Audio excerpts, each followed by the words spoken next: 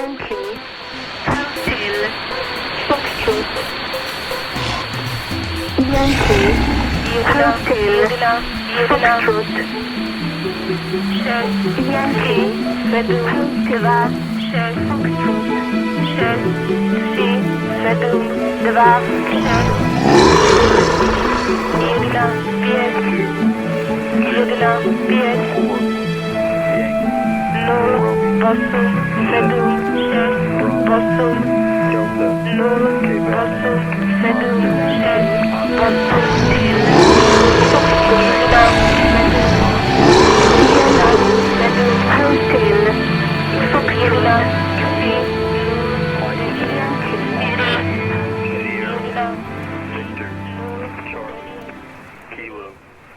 If we are to live, we must take risks, else our lives become deaths in all but name.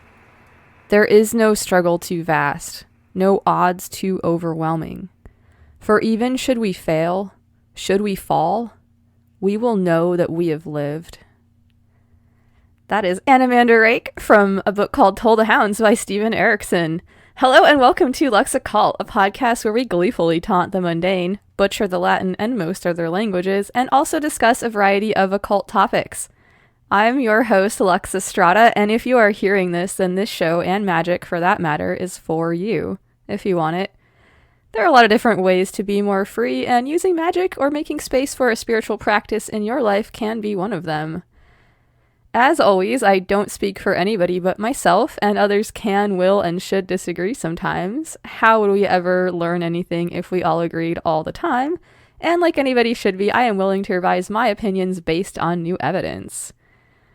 Alright, so things have been rough lately, a little rocky, I guess. You might have noticed that. So you know what? Fuck it. Let's talk about dragons for a while. So I'm guessing that many, if not most people listening right now have some kind of a relationship with dragons as a symbol or icon or idea. I think a lot of us grew up thinking about dragons, hearing about them in stories and seeing them depicted in other media. I think that for me, the dragon is a symbol of the power of the primal energies, the subconscious, the dream, the fantasy. All right, so from Britannica, dragon is a legendary monster usually conceived of as a huge bat-winged, fire-breathing, scaly lizard or snake with a barbed tail. In Greece, the word drakon, from which the English word is coming, was used originally for any large serpent.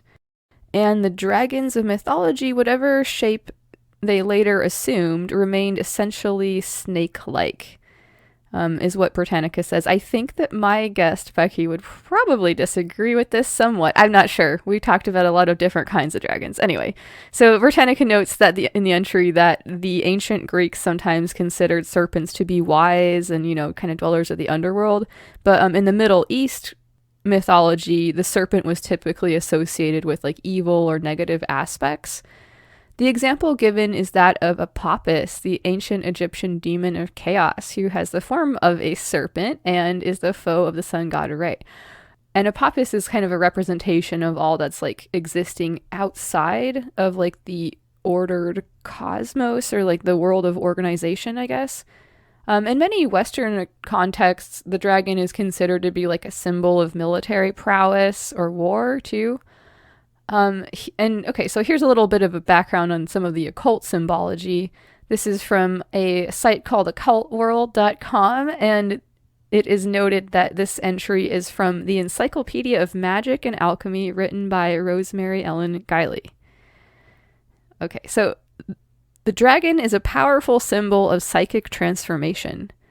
Like the serpent, the dragon represents primordial consciousness, underworld powers, the feminine, the womb, or the unformed prima materia, also wisdom and knowledge. The word dragon comes from the Greek drakos, or serpent. A dragon also symbolizes the hero figure, and when accompanied by treasure or by a cave and treasure, it can signify an ordeal in the life of the hero. Slaying the dragon represents the battle between the forces of light and darkness, conquering one's own inner darkness to manifest the self. Rescuing a maiden from a dragon is the preservation of purity from the forces of evil, is noted. And in alchemy, the dragon especially represents the treasure of the great work, the Philosopher's Stone, and also the alchemical process from chaos to the stone via these countless transformations. So a winged dragon in Western alchemy represents volatile mercury, and a wingless one represents a fixed state. All right, so the dragon also comes up in the Chinese Zodiac. I think this is the year of the dragon right now, so that's cool. Almost over, though, which is also probably cool. The dragon is the fifth of all the zodiac animals. So according to like the myth, or one of the myths, the Jade Emperor was said like having a party, and he said that he would order the system based on which animal came to the party first. And everybody thought that the dragon would show up first because he was like super powerful and dope. But he came after the rat and the ox and the tiger and the rabbit. And when people asked him like, why were you so late, dragon? He said that he was on the way, but then he saw a village suffering from drought, so he had to stop and create some like rain to help them. And the Jade Emperor was happy when he heard of this noble deed, and he gave him the fifth position in the zodiac. The dragon is associated with the earthly branch Chen. I probably didn't say that right, apologies. And the hours 7 through 9 in the morning. In terms of yin and yang, the dragon is yang. So an interesting note about the Chinese zodiac is that it's a 60-year cycle. So there's 12 different signs that cycle through the 5 elements, which are wood, fire, earth, metal, and water. The 12 earthly branches that I mentioned a second ago, they're also called terrestrial branches. It's an ordering system used throughout East Asia in various contexts, including like in ancient dating systems, astrological traditions, zodiac, ordinals. The system originated in China and was devised by observing the motions of Jupiter, or the year star, which has an approximate cycle of 12 years. All right, well, there's a lot of cool shit we could say more about this topic. There's a lot here. It's super fucking interesting. But, as promised, let's talk about dragons. I'm so excited. All right, here is my interview with Becky on the topic of dragons.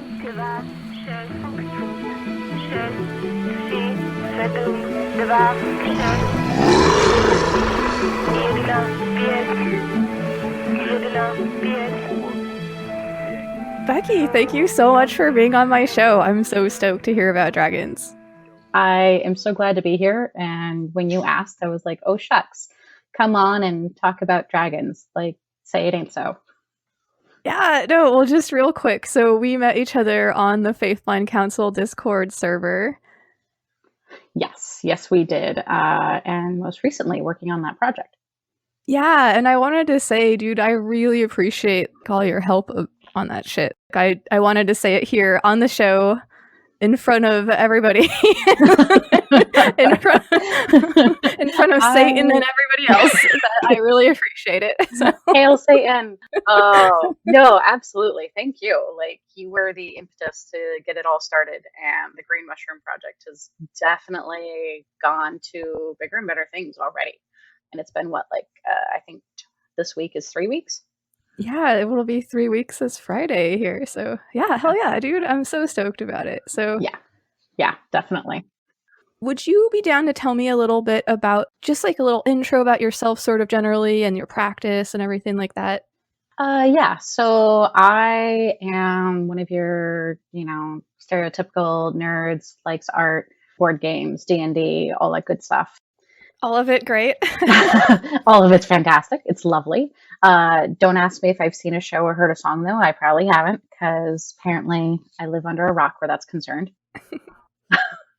I actually started school as a studio art major, and then they told me I had to pick a medium, and I said, screw you, and shifted to art history, which is kind of where I got to jump even more into the dragon thing, which was really awesome. Okay, nice. I'm starting to get why you're interested in chaos magic when they were like, pick a medium, and you're like, fuck that. I love it. Pretty much. Pretty sure it's chaotic neutral. Um, should we do it? I don't know. Is it going to be fun? Let's do it. My practice has been sporadic.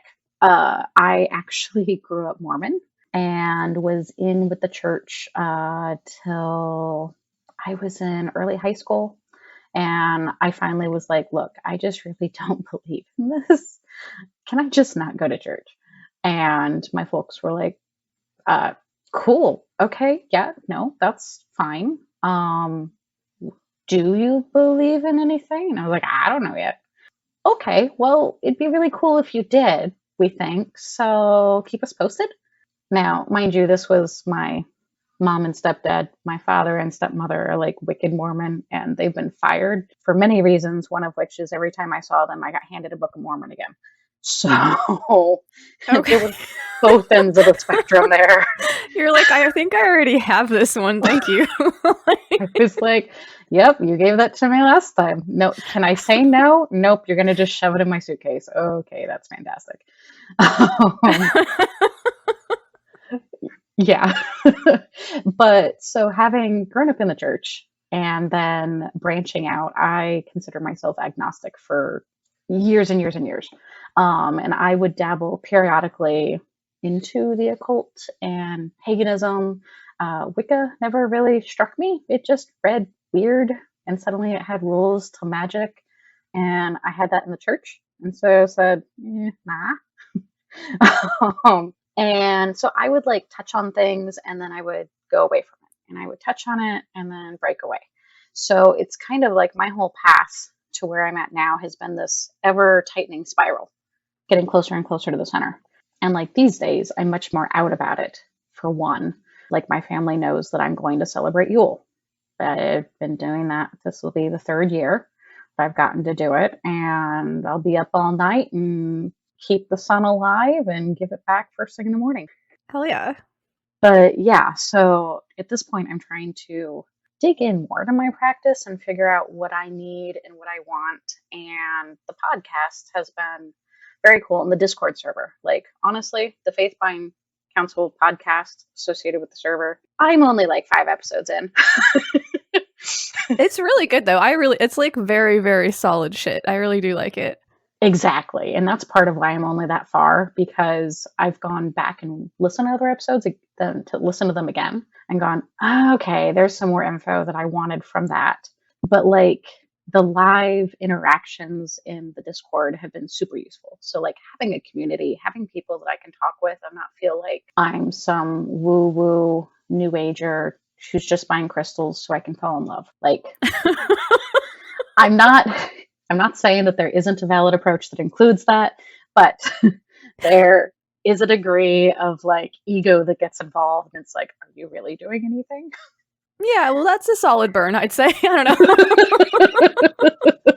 know. Sorry to everyone using crystals to find love. Practice however you like. Yes, that's not what we're saying. Yeah, please do. No, and really, it's a matter of my ego. So, like, I don't know if you've talked about the different models of magic in terms of chaos magic. We've talked a little bit about it, but yeah, I would love to hear your take on it for sure.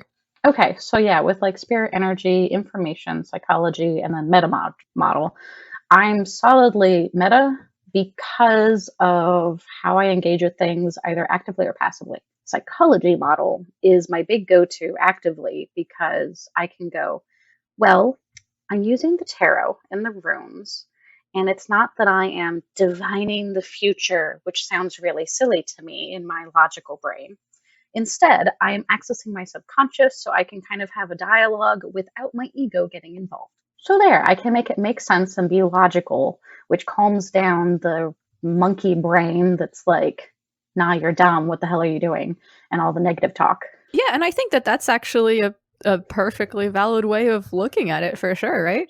Yeah, totally. I mean, even without having any reason to do it, like you could say, well, that's probably true, right? Like, and there's other ways to look at it that are also probably true too, but yeah. Absolutely. And it reminds me of like, so there's Tibetan Buddhism versus Zen Buddhism. Zen is very minimalist. It's very austere. You meditate, empty mind, it's calm. Tibetan Buddhism has lots of imagery. You've got lots of gold, there's like pomp, there's red, there's pretty things, there's different implements for ceremony. So it's, rather than going empty mind, it's very much of make your ego busy looking at all these things while you do the work behind it or what have you. And so that's kind of my approach, is that I've got to engage my ego in some other way. So, and basically get out of my own way is how I often describe it. So then I can just do whatever I'm doing. That said, like spirit model, I engage with passively all the time, like thanking my car when we make it through a orange light. Or if my car is there's car trouble and I can't get her in yet. And I just keep telling her, thank you, babe. Keep going. You got this. I love you. We can make it. And then we get there. She can get fixed. And they're like, wow, she should have fallen apart a while ago. And I'm like, I know, but she's lovely and I love her. So things like that, or like, you drop something, you go, oh, I'm sorry, I didn't mean to. I remember people would say, oh, well, if you're upset, just punch some of your stuffed animals or something and do that. And I'm like, I can't do that. They don't deserve it. So that sort of thing I've noticed, like, I just do. And something you made me realize while I was actually looking at this was that the energy model is one that actually reads to me as being more of a woo-woo, not so concrete, what are you doing? And so that makes things like grounding and centering hard for me. And I'm realizing that taking a different approach, like spirit or psychology, for those things is probably going to be better. So thank you. That was a cool realization yesterday. All right. No, hell yeah. That's awesome. and Yeah. I think I like your approach a lot. Like, just understanding yourself and how you work and fitting that into your practice is so important, right? Like, there's not one size fits all for this shit at all, no matter what some people might say about it. But yeah. Agreed. I very much think that, like, everyone is just, we're all looking at like the same gem. It's just different facets. Yes, I love that. I've thought about that in the same way with, like, we're all standing around the same fire and we're just seeing different parts of it. The elephant thing, one person's at the front. Yeah. Like, we're all blind and we're just touching an elephant and I have no idea what's going on. I really like what you said about the cars thing too. Like, I think it kind of illustrates how natural the kind of like spirit model can be for a lot of people. Yeah. When I was younger, I used to work as a mechanic, and there was so many different times when not just me, but other people would, you'd speak to the vehicle, you'd speak to the wrench, you'd speak to the part. Yes. Usually it would be like calling at me names, but like you will still be doing it. You're still doing it. Like, you call it the names because it might help. Come on, you motherfucker. Just turn, damn it, turn. I just need to screw this in. Yeah, maybe I should have been nicer. Maybe things would have been easier. I don't know. Interesting to consider. I was stuck in a pretty materialist paradigm at that point in my life, so. I understand. There's actually a book, a fiction book, that's about that, how things have spirits, and this guy just sweet talks the spirits to get magic to happen. The Lies of Bach Lamora. I highly recommend it. It's funny as hell. Oh my god, yes, I've read that. Yes. Oh my god. It's so fucking good. Yes. Oh, and he's such a snarky. The whole series is amazing. It really is. I'm a huge nerd for this shit. I love fantasy literature. Hurrah! You've read Brandon Sanderson, yes? Yeah, I've read a lot of his stuff. Okay. I always have to fangirl over him. Yes, I will fangirl hard over Patrick Rothfuss. Oh, yeah. Yeah. Him too. He's also just an amazing human. So, yeah, big fan, for sure. Yeah, definitely. Okay, well, let's see here. So you told me a really cool, well, actually you told everybody a really fucking cool story, sort of related to this interview, about how you like manifested a book, and I was wondering if you wouldn't mind sharing it with the listeners. Absolutely. So weird. There is this book called A Diversity of Dragons by Anne McCaffrey, and it's illustrated by John Howe. I super recommend it to anyone. It's not really easy to get a hold of these days, amusingly. now that I'm in a space, like physically and circumstantially, that I'm intend on being in for a long time, I'm trying to get back some of the things that I lost between different moves. And one of them was this book. I actually gave it away when I moved to Kansas, which this is kind of a retribution, like healing thing also, which is even more exciting. Fuck yeah. My family is like doing the Christmas preparations and always wants ideas for something physical that you can open. And so I told my mom, I was like, hey, by the way, I want this book. She also sells books. We used to have a used bookstore. So it's totally in her wheelhouse. And I told her about it. The next day, my friend who I lived with 6 months ago sends me a picture, and it's a package with my name on it, and the sender is Harborview Books. And she's like, I don't know how long this has been here. It was on top of the hutch underneath her seeds, which came this spring. And I was like, cool. Well, I'll be by soon, but open it. It's a magic package. Lo and behold, she opens it and sends me the picture, and it's the goddamn book. That's so fucking tight, dude. I love it. It's so cool. Well, and even then, so I went and picked it up, and I've got it here now. The postage said that it was sent July 11th. Like, I wasn't thinking about this book. Oh, and I did. I checked my email. I checked it for Harborview Books. I checked it for the book title. I checked like Abe Books. I couldn't find any record of having bought this. And even the packing slip inside had no order number. There was no order info, just the book and the price, and it shipped this day. Poof, the book appeared. It's so cool. Hell yeah. I have a lot of thoughts about this.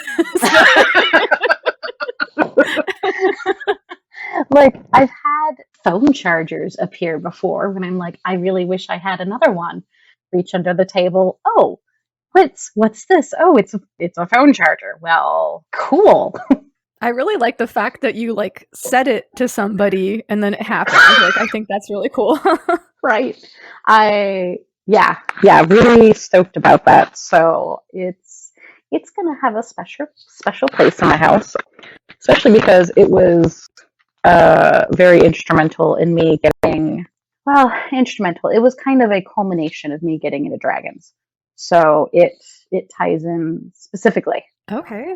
Well, yeah, that's perfect, because my next question is, like, how did you first become interested in dragons in general, I guess? So my first love was actually unicorns.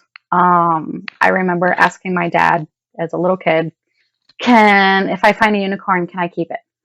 Can we have a unicorn? He's like, if you find one, we can keep it if it wants to be kept.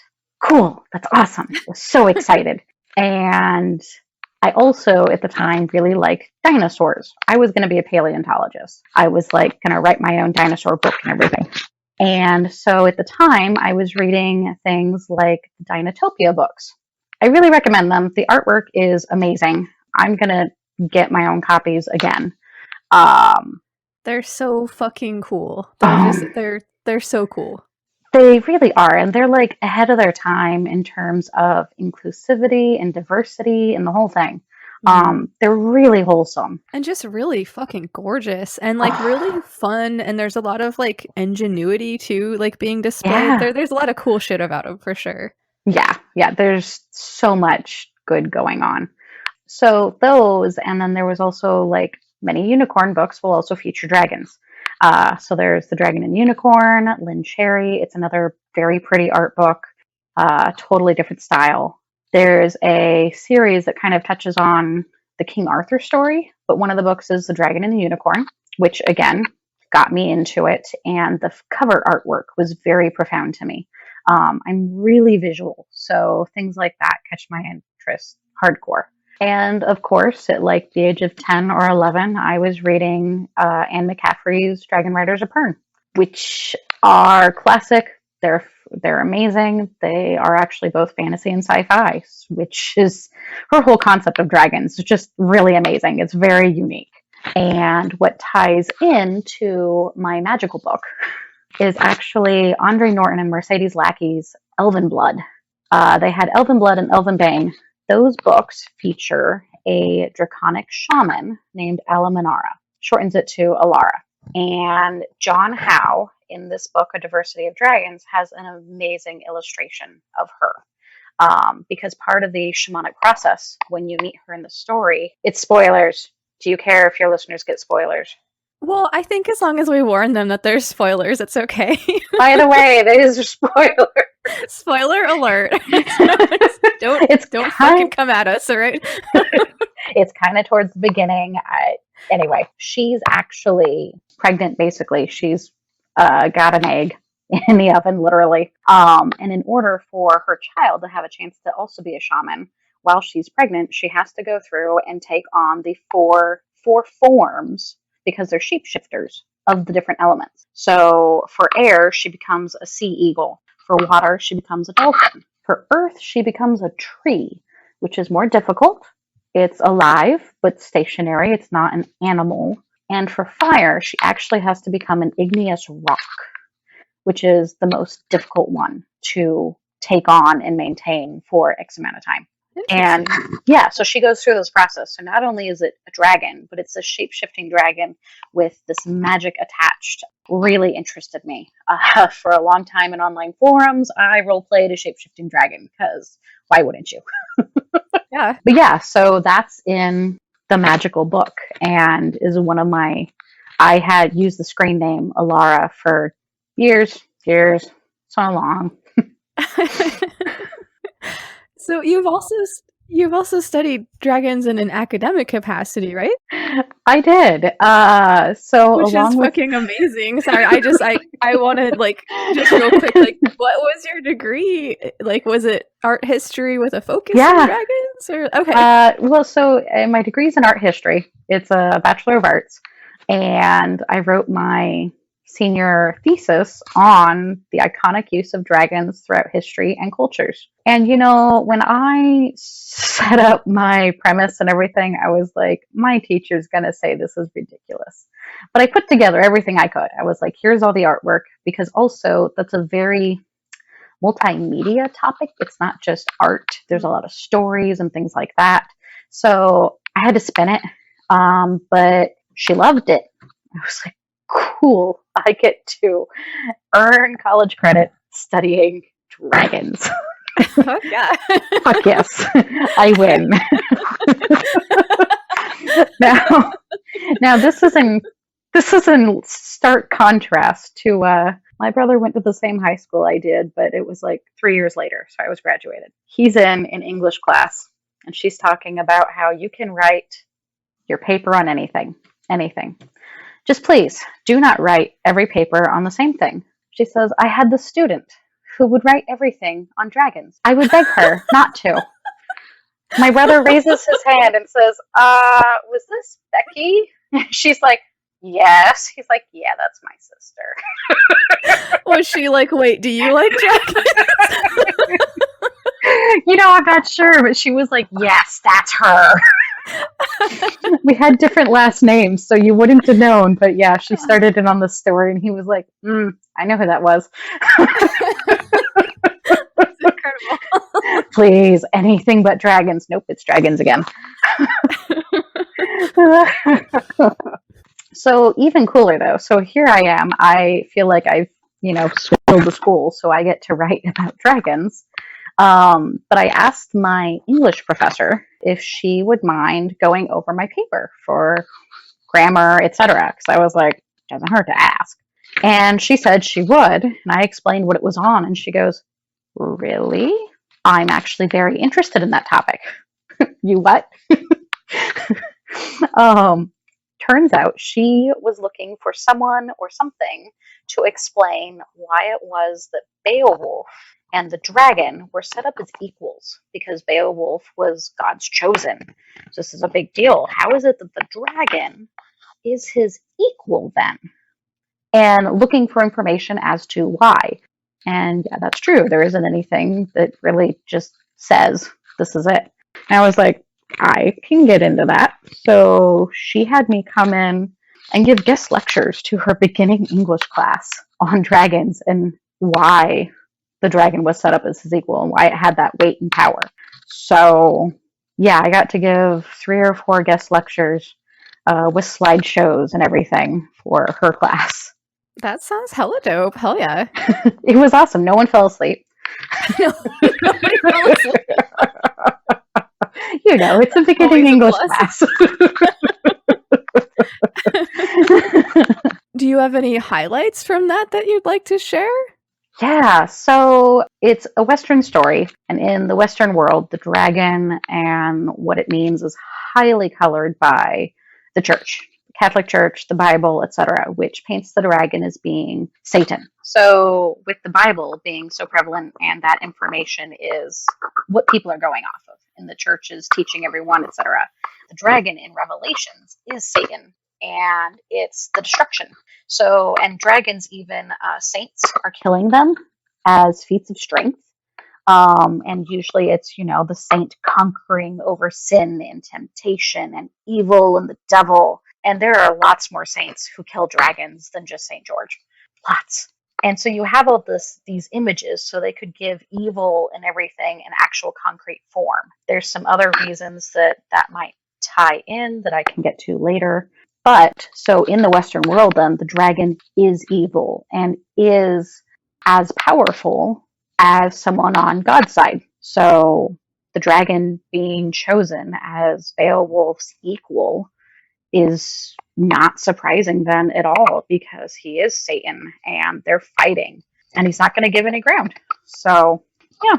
Interesting. So the dragon, at least in like our modernish Western like thought, is kind of symbolizes like these sort of like primal forces to be overcome, at least in like the Christian view. Yeah, and I would say not modern Western, old Western. Classic Western views are definitely the dragon is this thing to be overcome. You conquer it, you destroy it, which is in large contrast to Eastern dragons in the Eastern world, the rest of the world, where either dragons can be neutral forces, or especially in China, Japan, Korea, etc., they are benevolent. They're helpful. They bring the rains. They are, connected to dynasties, which is a whole other thing as well. But the Chinese, they wind up embodying the dragon, saying the emperor is the dragon emperor. And they actually will claim that they have divinity from dragons, that they have draconic bloodline. And so in that way, they're not destroying the powerful thing. They are pairing with it. They are assimilating it. So it's a whole different way of demonstrating your power over something. Okay. Yeah, two very different worldviews. Yeah, interesting. Very cool. So I know that in the Chinese Zodiac, the dragon is supposed to be like a really auspicious and powerful birth sign. I've heard that people will even go so far as to like plan on having children so that they can be born in a dragon year. I actually don't know as much about the Chinese dragon with Zodiac, but I absolutely believe that based on the general info I have. Dragons are a big deal. And even like your relation to a dragon can indicate how close you are to the emperor. So it's very much a power symbol. Yeah. So waiting to be born into the year of the dragon, yeah, that would be a really good thing. It's like the common person's way of getting that draconic bloodline. Okay. I think you had mentioned something before about the number of toes that a dragon has, and I thought that was really fascinating. Yeah, so Chinese emperor sat down and codified. He said, I don't want my dragons to be confused with anyone else's dragons.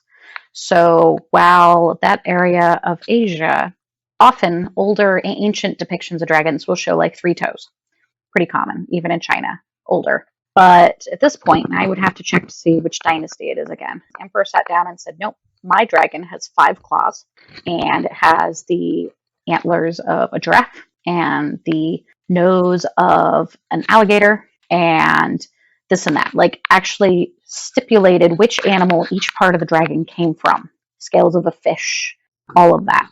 And colors. Red and gold were the colors for the emperor. Then anyone who had relations to the emperor, any lower lords or whatnot, would have 4 claws. You're not allowed to have 5 unless you're part of the imperial family, period. And like punishable by death. Like this was a big deal. Yeah, that's interesting. So I'm curious, like, were the other dragons like kind of chimeras, like this imperial one, or was this kind of like a new idea? So your classic Eastern dragon that you think of is based on this concept, because they have like the antlers and that sort of thing, and like the large nostrils as compared to like Western dragons. So yeah, they are very much a chimera. And honestly, like people think that dragon looks one way. Dragon as a term is really more of a larger taxonomical heading. um, because if you get into things like Tiamat, Tiamat was not the five-headed dragon from D&D. Tiamat was actually almost more lion-like with wings and this long snake-like tongue, leathery wings and that sort of thing, and a barbed tail. So they're considered dragons still by colloquial information and historical context, but they weren't the classic, oh, I'm just scaly and a dragon. And serpents are really big, especially in creation and destruction myths. So you have worms, you have wyverns, which are you see a lot in medieval imagery, where it's the dragon that has the legs and just the wings.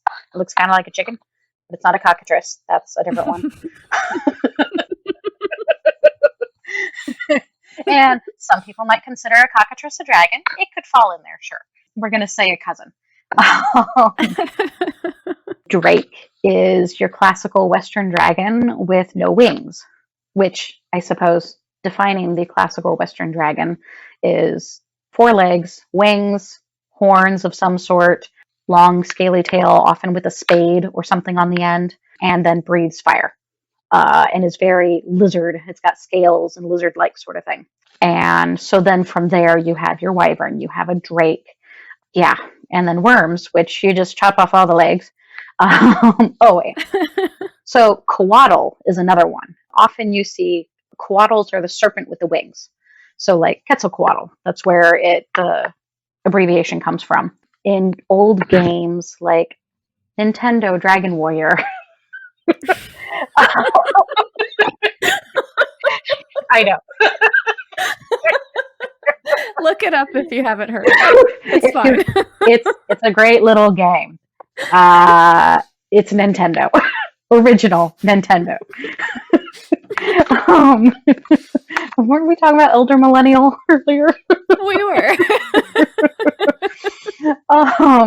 It shows a monster that it calls a wyvern, and it's basically a serpent with wings. That is very often called a wyvern, but based on medieval literature that describes wyverns as the 2 legs, wings, etc., these guys are Quetzalcoatls.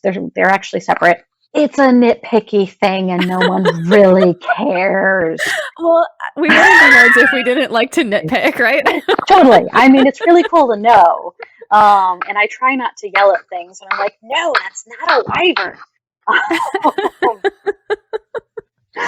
Well, before we get too upset, how do you feel about taking a bibliomancy break? Let's totally do that. Okay. Oh, yeah.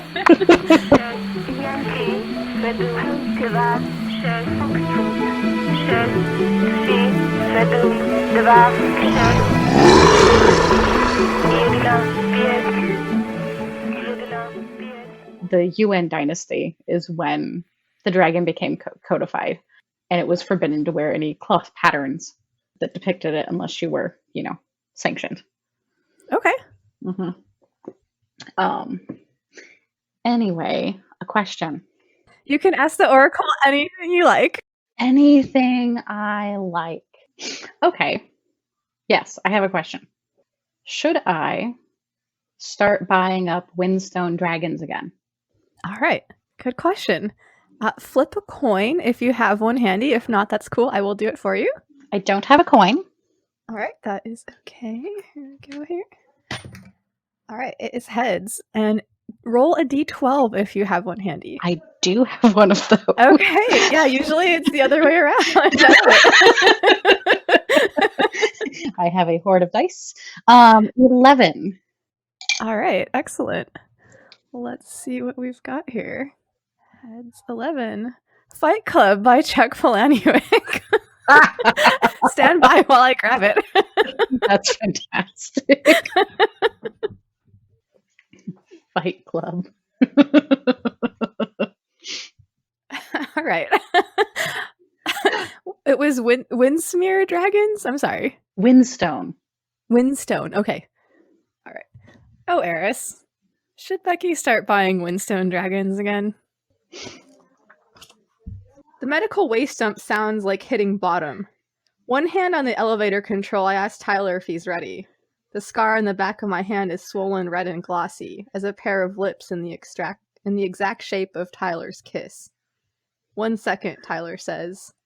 The tomato soup must still be hot, because the crooked thing Tyler tucks back in his pants is boiled pink as a jumbo prawn.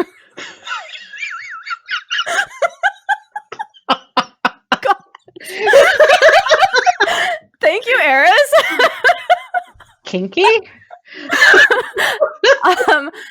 Yeah, so there you have it. That's fantastic. I hope that answered your question. Well, it said 1 second, so hang on a second.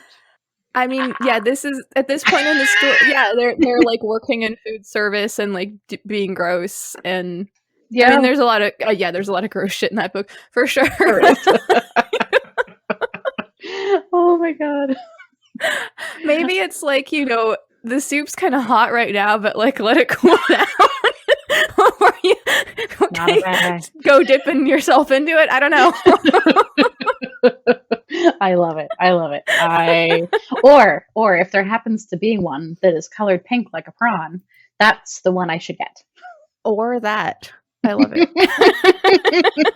Updates will follow. Thank you, Eris. I'll hold this court. Yeah. Okay, so do you have any thoughts? I know you might have touched on this a little bit earlier about like divination or randomness or anything like that. I like to ask people at this point in the show. Oh, yeah. So I kind of like I mentioned earlier, I think that divination can talk to what you back up. It's a way that you can like tell yourself the thing you know you need to know, but you just don't want to look at. Like, no, I really don't want to have to do the work to make X happen. Tell me, divination, what's going to happen today? Well, if you want X to happen, then you need to do these other things. Well, you're a bitch. Yeah, I know I am, but that's still the truth. God, that sounds so much like me, dude. Like, fuck you. Yeah, Really? like- Okay, fine. What? Like, thanks. Okay. And so like randomness, we love picking up patterns out of things and putting meaning to things that maybe they had meaning, maybe they didn't. Humans are really good at this. Absolutely. And so the sort of meaning that you ascribe to it can tell a lot about where your head is at. And so, like, even keeping track of prior divination. So, something that I really see the value in because you can go back and see where you were and maybe compare that to where you're at now with certain cards or what have you. Am I good about doing this? No, I'm terrible about journaling. You should journal, though. Really, you should journal. For real, journaling is where it's at. I'm always talking about this on. So yes, this is my obligatory mention of how important journaling is on the show. Do it. I'm really bad at it. But do it. It's important. And actually, finding out how best you will journal is really important. I keep trying paper books. No, I'm afraid to mess up the pretty journal. I'm like really don't want to mess it up. So I'm now doing it on Google Docs. Yeah, I mean, whatever fucking works, man, right? Like, Yeah. And besides, I can control F and search for anything. Yeah. That's nice for sure. Like, I used to have the same problem, and now I get like really kind of shitty like composition books and like make them all ugly before I even start, so I don't even like get precious about it. I think of it more of like a lab notebook. Like, it should be all fucked up and ugly and messy and shit, right? Like, I don't know. Yeah. No, absolutely. Absolutely. I have anxiety about the white page, but that's a whole art discussion. No, for sure, dude. That's why I stopped buying these fucking gorgeous leather journals, because it's Right? like, well, every time I touch it, it's fucking ruined. And then I feel like shit, and then I should journal some more, but I don't want to touch the thing, and everything sucks. It's also just like, for me, I am like a very prolific journaler too, so That's awesome. I go through a lot of the shit. That's fantastic. Well, it's a nightmare inside my head. I have to get it out somewhere. Totally valid. Hashtag being human. I'm kind of sad that just came out of my mouth. I might edit that out. I don't know. It's like the joke. Look, I made humans. Angel says, you ruined a perfectly good monkey by giving it anxiety. That's just a monkey with anxiety problems. Right? Shut up. Yeah. And? Oh, man. So true. So, like, looking at like kind of popular culture and stuff, like, what are some misconceptions that people might have about dragons? I think the big one, touched on briefly, was that they have to look or be a certain way. Because, like, even as I joke about, oh, well, that's not a wyvern, it's a coatl. Like, the big thing about dragons is that they are malleable. The whole concept comes through on them no matter what their visual components are. And there are, like, the really fascinating thing is that every continent that has some sort of dragon story. Every single one. And they came up independent of one another. And then they merge later. When you get trade with the Silk Road, you start to see more multiculturalism through the dragon, even, and how it's presented. Modern culture is really cool with globalization. It's nuts. So I think that it's not a matter of, oh, well, this is a Western and that's an Eastern and that's it. Sure, those can be basics to work off of, but it's really so much more than that. And a lot of it is what you make of it, honestly. If you decide that a dragon to you is XYZ, have fun. The emperors did that. I mean, don't be a dick. Absolutely. Have fun and don't be a dick. These are great pieces of advice. Like, that's perfect. If your dragons are only 3 inches tall and they collect pennies for their hoard, that's adorable and I love it. And have fun. If it's everything under the sun, sweet. You've got lots of options. Yeah, no, I think that that's the biggest misconception is that they are one visual thing or another, or that they are good or bad. There are lots and lots of dragons that are much more like a hailstorm. They are a neutral thing that happens. It's not that you've been a terrible human or you didn't worship the right way. They just do what they do. So, yeah, it's not nearly so black and white and rigid and codified. They are a lot more than that. Hell yeah. So, I mean, this kind of ties into it then, like, do you feel that the way that dragons are depicted in, like, pop culture and fantasy literature, I'm thinking about, like, you know, J.R. Tolkien or, like, maybe, like, Robin Hobb, like, do you think that actually kind of, like, accurately reflects the historical lore about them? So, I think the hang-up is accurate. Based on the dragons being a tool for people to communicate their worldview and their paradigm, abso-fucking-lutely. Because the dragons aren't attached to one single way of being. They're often these big concepts, giant powerful things across the board, but they're neither good nor bad. They can be either way. Smaug is fantastic. He is your classic hoarding Western dragon, ties in very much to all that lore. And he talks. And they have a whole conversation. And that's really cool. You're not going to see that specific dragon anywhere else. Similar to many, but not exactly. Robin Hobb gets really cool. I remember reading those books and I was like, these are amazing. And I don't want to give away too much because that's actually spoilery towards the end of the book. If you haven't read them, check them out.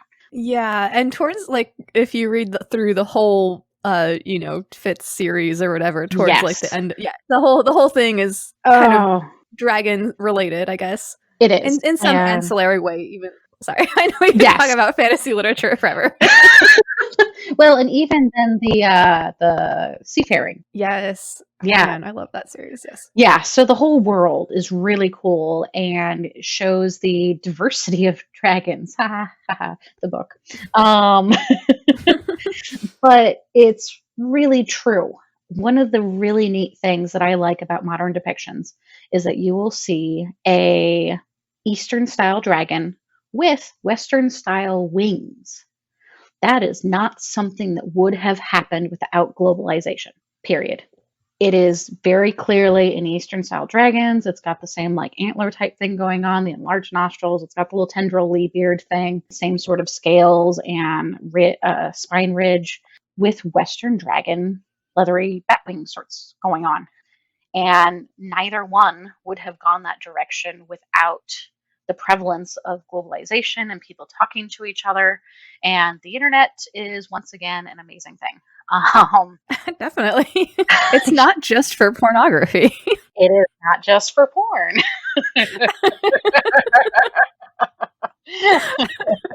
It can be useful. Well, I mean, whatever. Everything has its use, I suppose. It does. I'm just going to take another drink. So,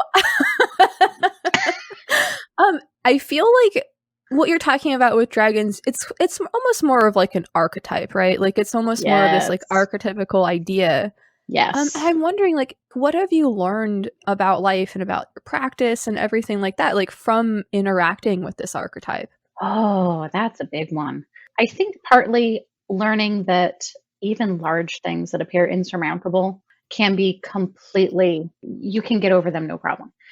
There are ways to do it, and there are multiple ways to do it. If you have a big problem, maybe taking it head on is the way to go, and you take it down, you conquer it, you crush this goal you had, or you crush this problem. And maybe you need to actually make friends with it. It's kind of like people will talk about like needing to conquer their demons or their inner fears, that sort of thing. You can also instead turn them into your pets. Look, this was my inner demon. It's now my pet and I own it. Or maybe it's now your friend.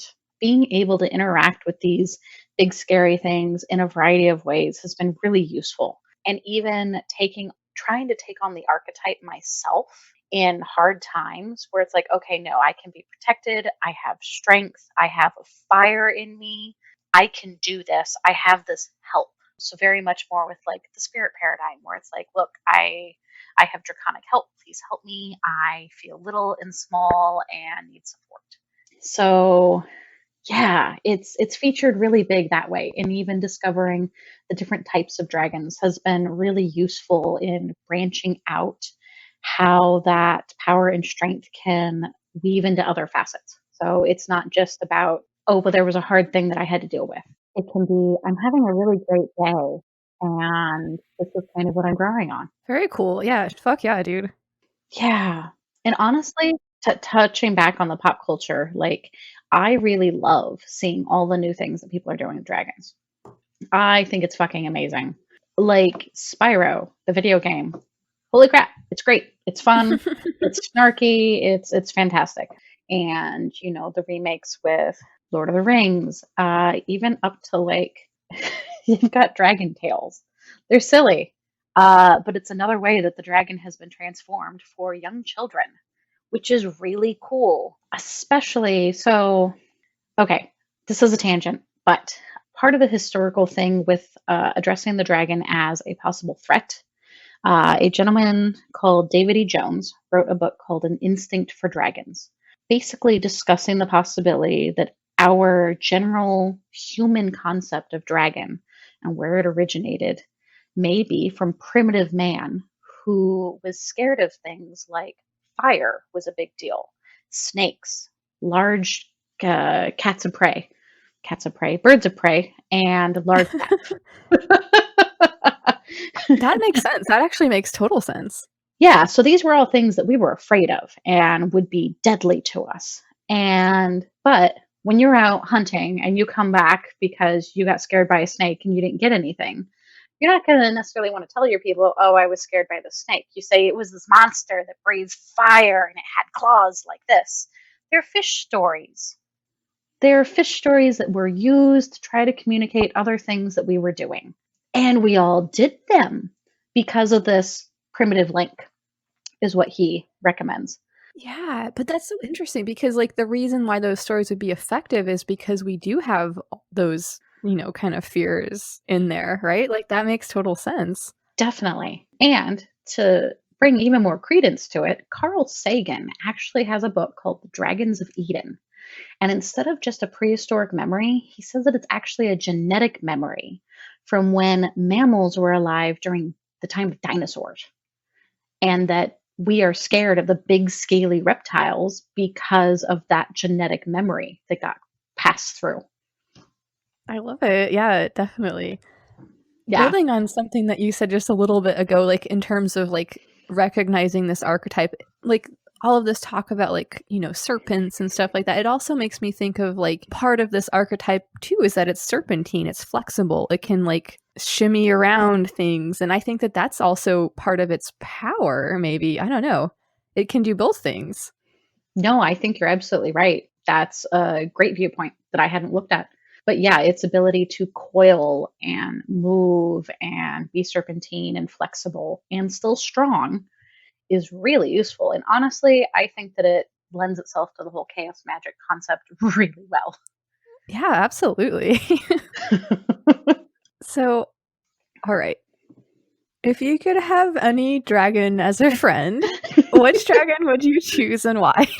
Oh my God. Okay, that's a toss up between two, one specific, one generic. The specific is Roos, the white dragon from Dragon Riders of Pern. I stinking adore Ruth. Ruth had a good attitude and was snarky and could like move through time and everything and was the white runt that no one thought was going to do anything and was awesome. So I love Ruth. Ruth has a very strong place in my heart. But for like practical reasons, if I'm to imagine my day to day, I want a pseudo dragon.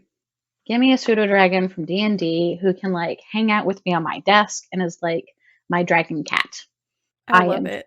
so on board with this.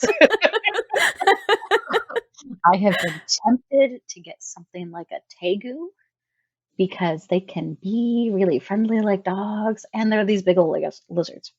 Not anytime soon. Okay, yeah, that sounds exotic. I'm not familiar. There's actually a gal on Instagram who has this tegu who's just like a dog and she's this big thing. It's incredible. Okay, that's fun. I'll check it out. Yeah, I recommend it. Okay, so if there was one thing that you could tell everybody alive on Earth right now regarding dragons, loudspeaker, like what would it be? There is a dragon for everyone. If you haven't found your dragon, go find it. Like, seriously, that can mean a whole lot of things. But go check it out. Figure out which dragon is yours and what you relate to. And I think that that can be really illustrative to like where you're at and what you want to do. And it sounds weird, but yes, go find your dragon. Yeah, no, I love that. Like, the dragon is such a powerful symbol. It really is. And it doesn't belong to any one person. It's so multicultural, and it, especially these days, it expands. It goes well past any political boundaries or anything like that. It's integral to so many things, and it's not just like, oh, well, the nerds own dragons. No, fuck it. yeah, no, definitely. No, I love it. Like, I like the idea of like kind of customizing your own dragon. Like, you customized your own practice. Like, it's this power symbol that you can make the way that you need it to be to help you the most. That's very cool. Yes. Yep. Exactly. Very much. All right. Well, shit. I have so many thoughts about dragons, and I want to talk more about fantasy literature with you. But I will ask, do you have any questions for me, or is there something that you would like to talk about that I didn't ask you or anything like that? Okay, I do have a couple questions, but first, I wanted to mention one of the really cool dragons that I came across, actually in Mesoamerica, where you've got Quetzalcoatl. but not him. Everyone knows him. The Olmec actually were around before the Aztecs and the Incans. And they, okay, if you ever watch the Nickelodeon show where they've got the big head that talks and they do the maze and like the obstacle course. Yes. Yes. Gosh. That's an Olmec head. Okay. Yeah. So what was that show called? This is bothering me now. Oh, I figured It's it like out. something One about sec. like a temple or something. Yes, Olmec head. Legends of the Hidden Temple. Yes. Oh my Legends of the Hidden Temple. Okay, so that's the big Olmec head that many people like. If anyone knows anything about the Olmec at all and have heard of them, this is what they imagine. But they have these really cool things where you will have this almost like a bench structure out of rock. And in the similar U shape, like in a doorway, there will be this snarling dragon whose mouth is actually the doorway. And they will often depict either it'll just be a passage where you would walk through the dragon's mouth, or they may show a shaman in the middle of trance sitting in that doorway. So it's a dragon that's actually like the gateway between worlds. When I came across that, I was like, this is really cool. It's not just Quetzalcoatl, it's one more thing down here. But they really spoke to me, being this way to cross over into another paradigm or another space, this kind of gatekeeper crossroads figure. No, that totally tracks. Like in alchemy, I think there's this, kind of idea of the dragon being like connected to the earth, and that it's like kind of like a serpent and it like crawls on its belly or whatever. I mean, even though they're sometimes depicted with legs, but then also it can fly. So there's this like, liminality implied with it. And I guess Good word. thinking of thank you. I mean, thinking of I sounded so smart, and now I'm braying like a jackass. Oh my god, you're fine. Situation normal. You had Frater Yara on here. I mean, the words were good. Oh my god. But yeah, no, like just thinking about it in terms of like this kind of transitory thing, I think that it is just that in and of itself makes it so fucking powerful. So fuck yeah. Absolutely. Okay, you mentioned fantasy stories. Do you have a favorite dragon story or a favorite dragon? This is tough. Like, I know. because I am like, we've established a huge nerd, but like, I think right now, I think I would say that probably my favorite draconic story has to do with a character called Anamander Rake from Steven Erickson's Malazan Book of the Fallen series. I haven't read those yet. Oh, dude, they're fucking dope. Like, please tell me though. Yeah, no, they're very cool stories. Definitely a lot there. In the mythos of the world, like you can kind of become a shapeshifter. Neat. But it kind of, it's like sort of this dangerous process. But yeah, there's these characters that can shapeshift. A lot of them are like demigods. It's a whole thing. It's a huge universe, very dense, a lot there to explore. Highly recommend it. Okay. Yes, Anamander Rake, the Son of Darkness, and from the Malazan Book of the Fallen series by Steven Erickson. I love it. That's fantastic. And now I have a new series I need to pull up onto my list. Yes. Oh my god. I love the cover art. I could go on about this for sure. Oh, that's great. See, do dragons feature in your magical paradigm at all? And or do you think they might going forward? Okay, so I know that there's some people out there that practice like draconic magic, and it's like this thing I'm not really that familiar with, to be quite honest. It seems cool. Me neither, honestly. Yeah, no, I mean, whatever works. I'm not, like I said, not that honest, but it is definitely, it's a powerful symbol that comes up for me sometimes. There's something of, like we were talking about, like the chimera, the like, yes, the fact that it kind of exists between these spaces, the fact that it has this kind of transformative nature too. I think, yeah, that definitely does play a role, and I do think about dragons sometimes in my work. I Okay. don't like it's not like a main feature or anything, but it's definitely there. It's Okay. definitely like the whole like mythos of, all of this stuff. It's definitely there. So hell yeah. Very cool. I like it. So something I did want to mention, because I remember playing Final Fantasy VII and all the other Final Fantasies growing up, but especially 7 for Catholic people. They have Bahamut in the game, and there's Tiamat, and they modernize these concepts, which was really cool. Tiamat actually originates from Mesopotamia. Tiamat and Apsu were the creation beings, basically, in the water. Bahamut is actually related to Arabian mythos and is the giant fish, whale, or sea serpent that is the underlying support structure that holds up the entire earth. So, like, I thought it was really cool to discover that these things that they had pulled into the game actually did have real world counterparts. Shiva was pretty obvious, and Ifrit and that sort of thing that they use for like their summons and such. But yeah, the dragons tracked also. Yeah, no, I was actually thinking about D&D lore, and I was like, maybe I shouldn't bring that in. I do like No, that totally. Bahamut lore, like the idea that like, they can shapeshift into humans, and like, Yeah.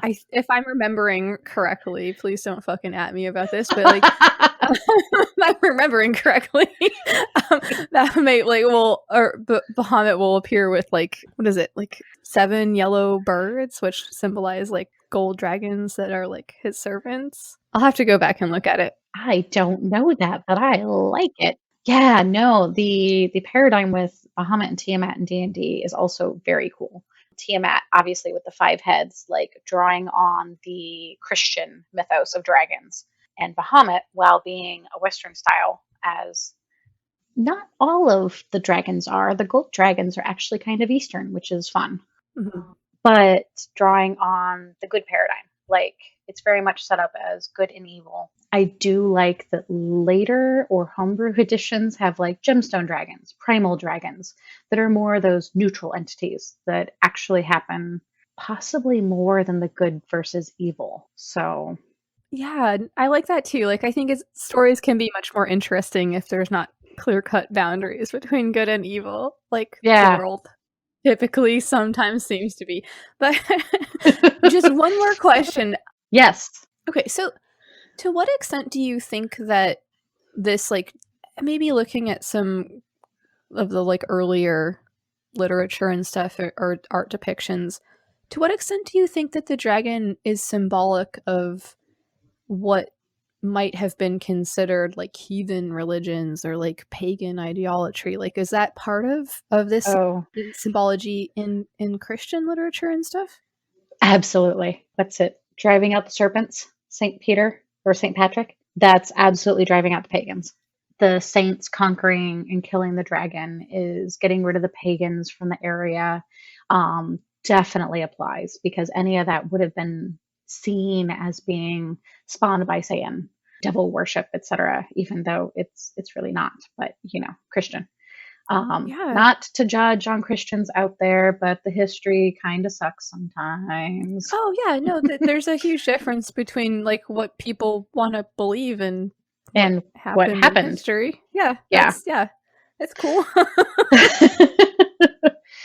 But yeah, no, I think that lends the dragon so well to this idea that it is kind of like a magical thing. It's this kind of it's this sort of other force that's been maligned and attacked, and like Mhm. you were saying earlier, like maybe if it's something that you can make friends with, there's a lot of power there. Yeah, absolutely.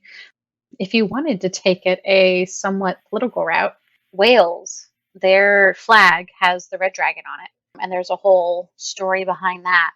But they actually like would like to not be part of the UK. And very often the Welsh language is not encouraged and things like that. So it's almost another way that the dragon is being repressed and contained and not allowed to do what it would do regardless. And again, I know that there's a whole lot more in with the UK and Wales and everything else, but actually, an artist I super recommend, Colette J. Ellis. She is in from Wales and has done a lot with Welsh lore and literature and doing art for it, and has actually gone to China with grants to learn more about dragons. So she's fantastic, and I super recommend getting in touch with her as well. Okay, hell yeah. Well, we'll definitely have a list of all these awesome books and shit in the episode notes. You bet. Dude, Becky, thank you so much for fucking coming on my show. Is there anything else you'd like to say? Anything like that before we take off? I can't think of anything right now. I appreciate you asking me to be here. This was fantastic. Yeah, and if people wind up having questions, I'm totally game. Hell yeah. Well, I super appreciate learning all this cool shit about dragons. It just reaffirms how awesome I already thought they were. So. Absolutely.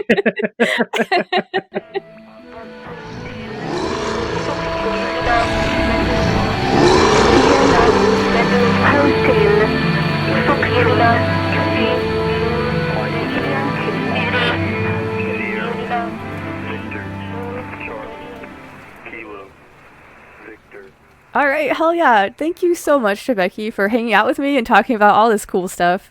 And as I said, for all the help with the Green Mushroom Project, our hypho sigil, the mushroom just wants to grow. So shout out to all the folks on the Green Mushroom Council, which is on the Faith Blind Council Discord server. Check it out. Definitely check out the notes for this episode. There's going to be some links in there to stuff about the project, which is a large-scale group magical working that you can be a part of. I've gotten some really cool messages on Instagram and stuff from people sharing their stories about working with the sigil, which is super awesome. Please keep that coming. You can also check out the new account for the project at Hypho Sigil.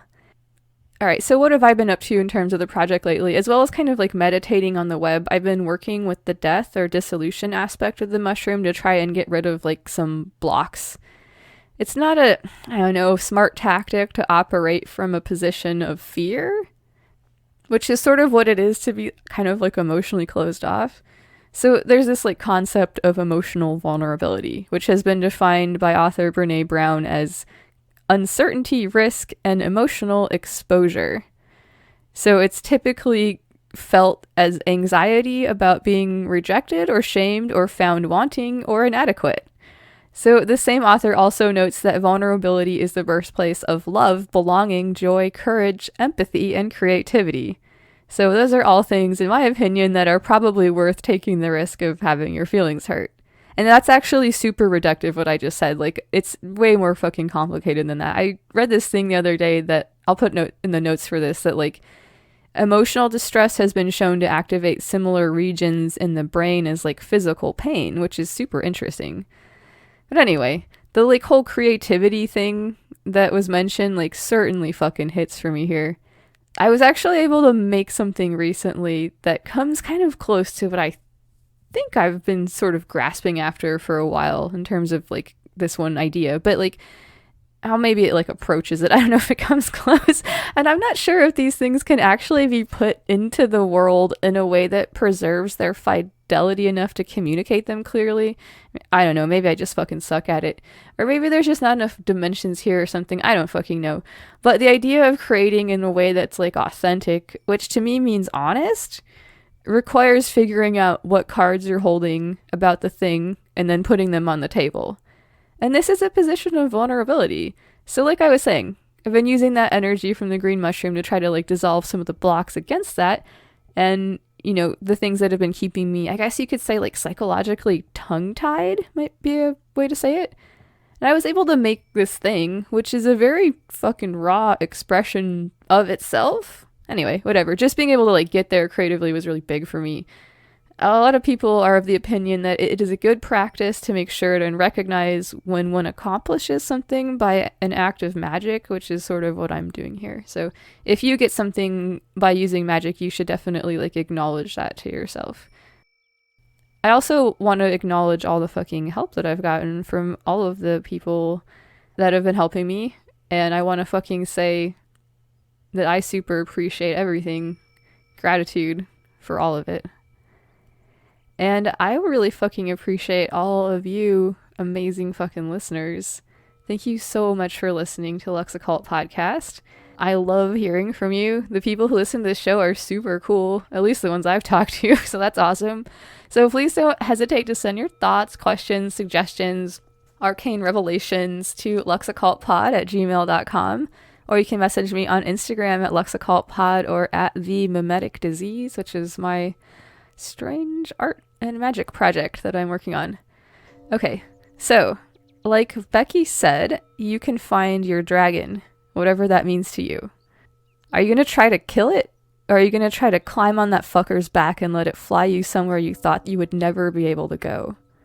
I'm thinking now of the strength card in the tarot.